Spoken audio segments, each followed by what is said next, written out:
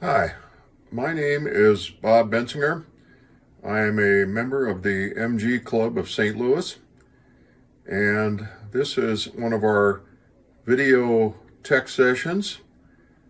The subject of this tech session is going to be replacing the incandescent lights on your British car with LEDs, light emitting diodes. I have done my own 74 MGB Roadster. I've also converted a MGB GT and a Positive Earth Morgan.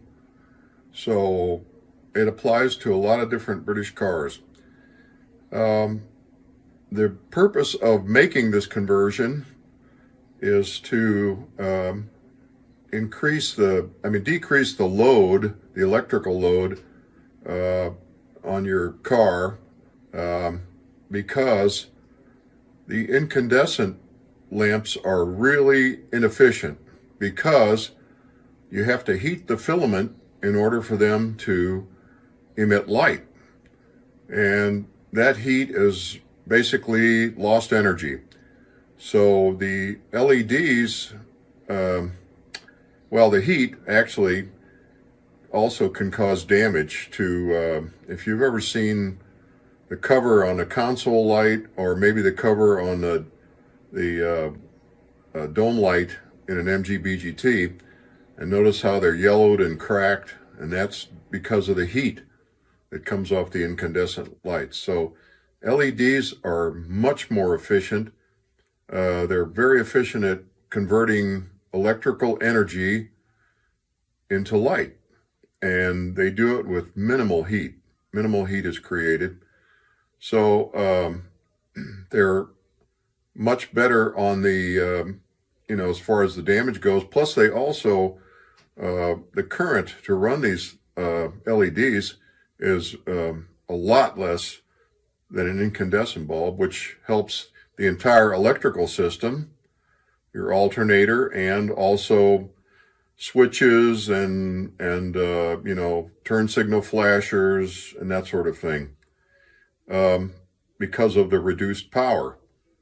And so the typical, my MGB has an original Lucas alternator in it, and it's only good for maybe 43 amps at best. So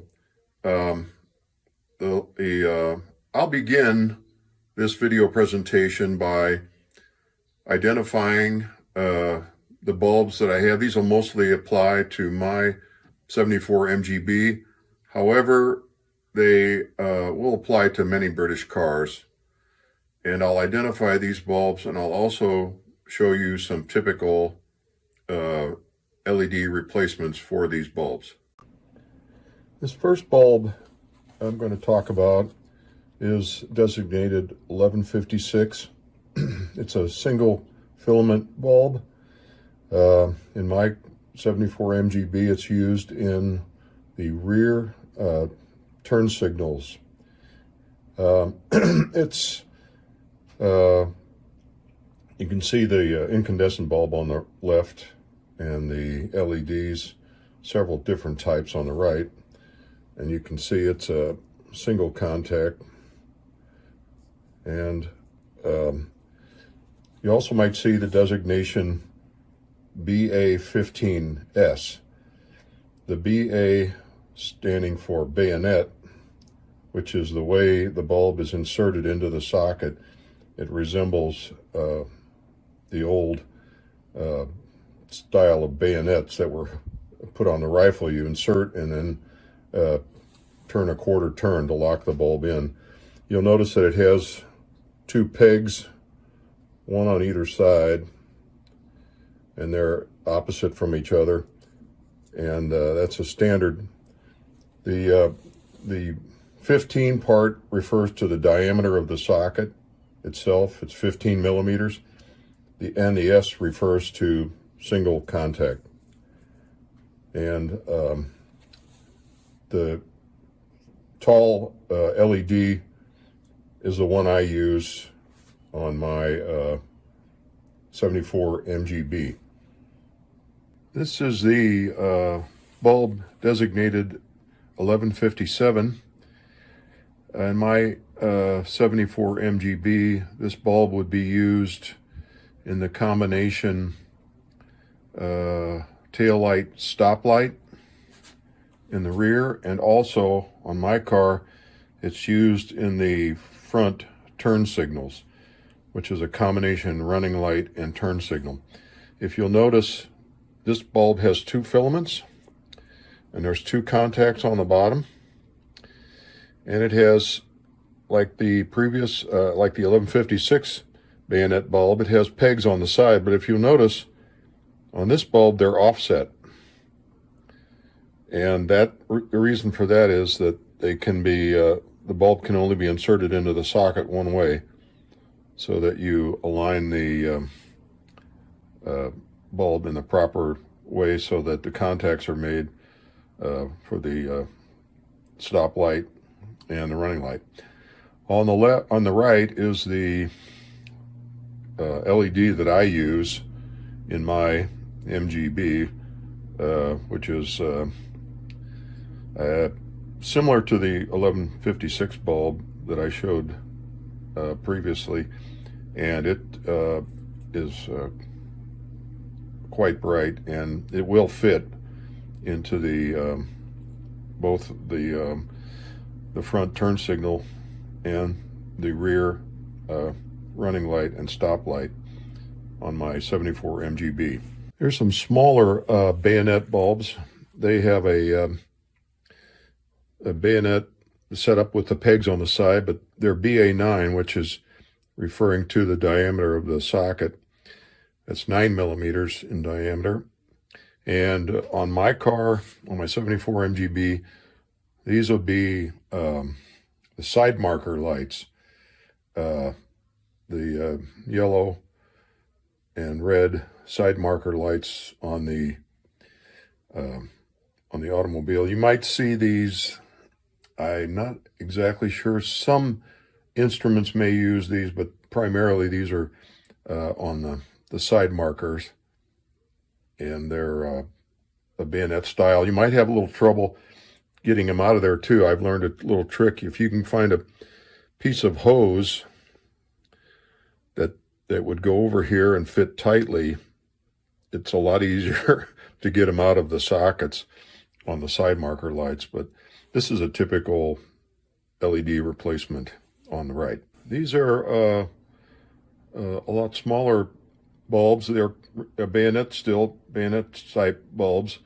They're called BA7. And you'll see they are bayonet types, but they have, instead of pegs, they have little flanges, but they still operate the same way in the socket. You put them in and then turn them to lock them in. And these are primarily used, like the illustration I have here is, this is for illuminating a switch. This is typical in an MGB. And this goes around the switch, and then the socket, the bulb is inserted into the socket and then pushed into the plastic housing to illuminate the switch at night. This particular LED replacement happens to be red, but you can get them in a variety of colors if you wanted to change the look of your panel lighting and that sort of thing.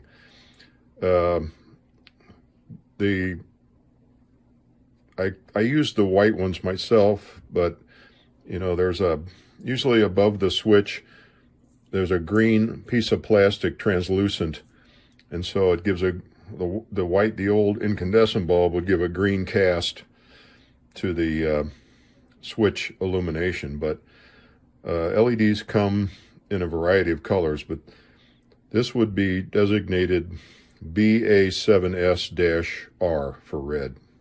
These types of bulbs are referred to as festoon bulbs, and they have a contact at either end, and they are specified normally by length. So this bulb in the middle here would be like a 37 millimeter, and this would be I think maybe 42 millimeters, but that's how you would specify the replacement. You can see some of the LED replacements. This larger one is a backup lamp. It was on my MGB, and here's a replacement for that backup lamp in the festoon style. So these are, you'll see these ones like over here on the left in the typically in a console light or the dome light for an MGB GT. And the advantage of these, of course, is they put out a lot of light, but they don't put out a lot of heat, very little heat. And so what happens, you'll see a lot of times the console light cover on an MGB will be yellowed and cracked, and that's because of the heat generated by these incandescent bulbs.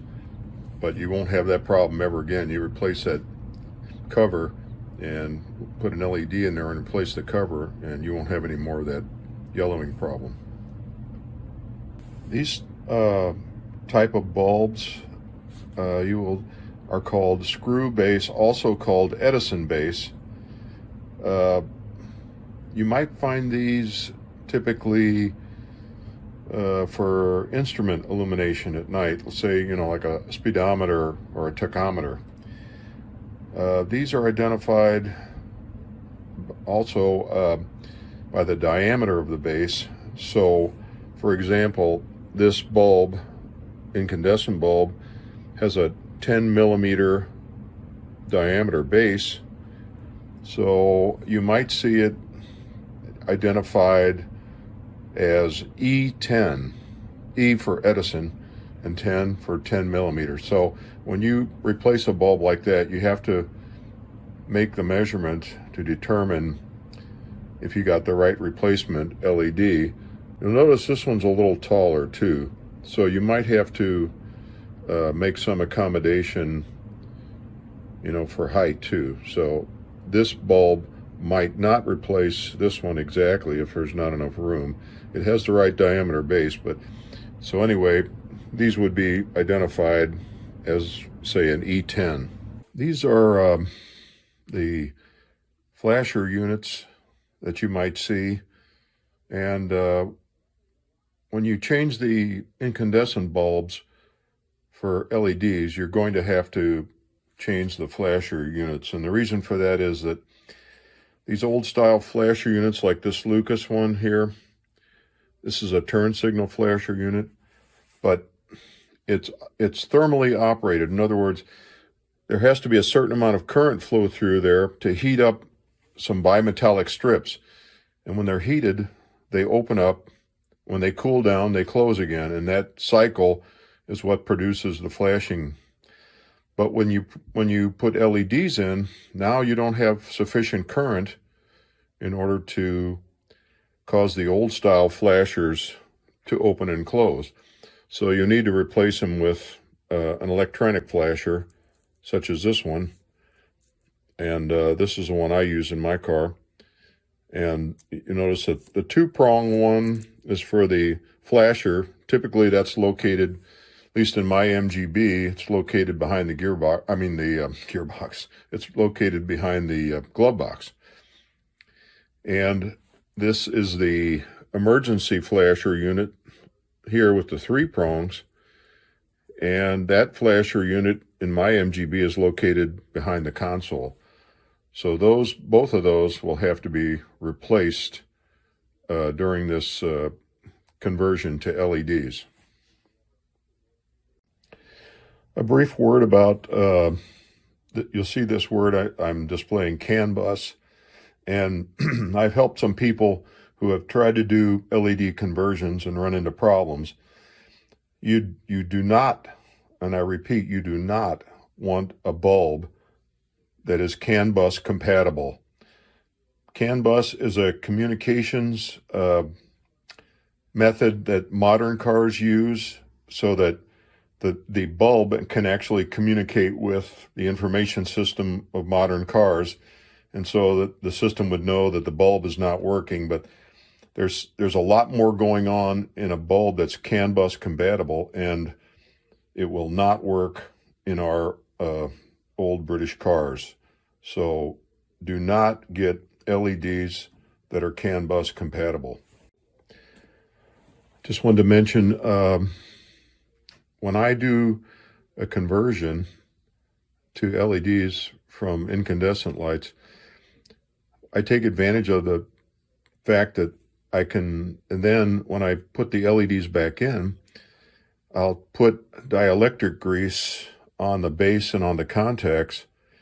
And the reason for this is that although there are seals on a lot of the lights on the outside of the car, they really are not, over time, they're not effective in keeping out moisture and dirt and that sort of thing. So what the dielectric grease does is it prevents corrosion by, keeping moisture and dirt, excuse me, out of the sockets off the contacts, and you won't see that kind of green or chalky sort of corrosion that's evident in older cars, and this dielectric grease will prevent that. So I highly recommend, while you're doing this, that you take advantage of that time to use this dielectric grease to help, so you don't have to do it again. I've created a little test setup here. I wanted to illustrate why it's so desirable to change from incandescent bulbs to LEDs. So underneath the lens here, I have two 1156 bulbs. One of them is the old incandescent type, and the other is the LED type that I use in my 74 Roadster. So I'm going to put the filter back down here. And what I've got here is a regulated power supply right here. And I've got the voltage set for 12.8, which is a nominal voltage in an automobile, in a MGB if your regulator and alternator or generator are working pretty good when you're running. And this gauge indicates the amperage that's drawn by each bulb. So now I'm going to connect the incandescent bulb and look at the amp gauge on the power supply. And you'll notice that it reads 1.7 amps at 12.8 volts. So that's around 19-20 watts, which is a power measurement. And you can see the brightness through the lens. Okay, now I'm going to hook up the LED, and you'll see what I'm talking about now. So here comes the LED that I use in my car. And if you'll look at the gauge on the power supply, it's flickering a little bit, but I think you can read it. It's reading 0.2 amps as compared to 1.7 for the incandescent bulb. And look how much light it's putting out. In actuality, if you go to the specs, the incandescent bulb puts out about 400 lumens, and the LED is actually putting out about 550 or 60 lumens. So it's brighter, and it uses way less power and in the car for the job that it's doing, the same job as the incandescent. And they last longer, and they're going to be more expensive than an incandescent bulb, but they last a lot longer. So you can see there's a tremendous advantage, especially if you're running an original type Lucas alternator, which is only good for maybe 43 amps at best. And so when you got a bunch of stuff turned on and you're running at night, your alternator will thank you. I wanted to talk about the specifications sheets that you might encounter as you search for light emitting diodes to put into your little British car. The first one is operating voltage, And I've just shown a typical voltage range here of 10 to 14.8 volts, which would be compatible with, you know, a little British car. The other part of that is if it's VDC, volts DC, or VAC, volts AC, and this idea of polarization. If the spec says volts DC, that means that the LED is polarized, meaning it will only serve in a negative earth vehicle, most likely. So, for example, I have the 1156 here, the single filament bulb, and the outside of the base, this metal part here, is connected to the chassis, and the single contact would be connected to whatever function it's serving. So if this LED was specified as volts DC, it would only work in a negative earth car, because this part of the bulb is connected to the chassis, which in a negative earth car is you know, the negative terminal of the battery. So a bulb like this, if it says VDC, that means it's polarized and it will only work in one type of car. But if it says volts AC, that means it's non-polarized and it would work in either a positive or negative earth car. So the problem becomes, if you have a positive earth car and this bulb I have in my hand is volts DC, unless it says something different, then this bulb will not work in a positive earth car. You'll have to get a bulb that is specified volts AC, or specified for a positive earth car. Sometimes the spec will say, you know, like if you get them from England, sometimes they'll say that. However, in the case of a festoon bulb, which I have here, if this is a polarized bulb, a polarized LED, because of the nature of it, all you have to do is reverse it, turn it around, and it will work. So these are more easily you know, used in a positive earth car, because if they are polarized, you just, whichever way they're in and they're not working, you just reverse them and then they'll work. So that's the advantage of a festoon bulb anyway. So then the next specification is brightness, and sometimes, and most of the time, measured in lumens or luminous intensity, and that's a measure of the light output, the brightness of it. In a lot of cases, you'll see a lot of websites will say that you need to match the color of your LED with the color of the lens that it is underneath. And there's good science behind that. But my personal view is that most of the time, the white LEDs, the non-color ones, they put out a lot more lumens. So, you know, you can get a red one and put it under the stoplight, but I prefer to use the white ones because they have more, they put out more lumens, and it's basically a wash, because although a red LED will come through, more of it will come through a red lens, a white LED that has, say, 100 more lumens will appear about the same.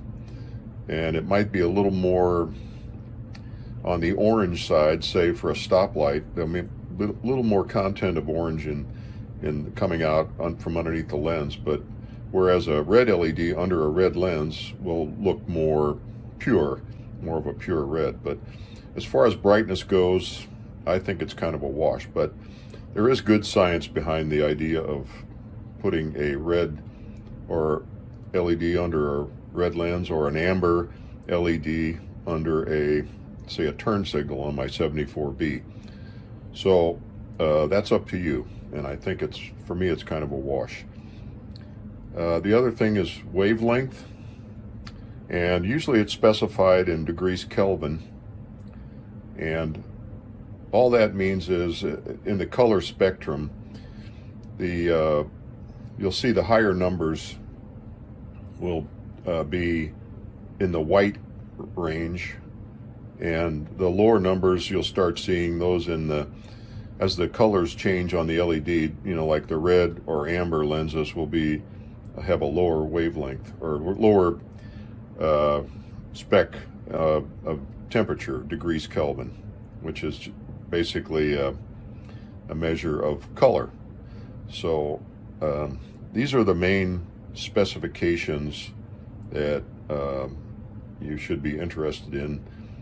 There are other things. Some LEDs have, like this tower, puts out light in all directions, where other LEDs may be more, have all the LEDs on the end and project in that direction mostly.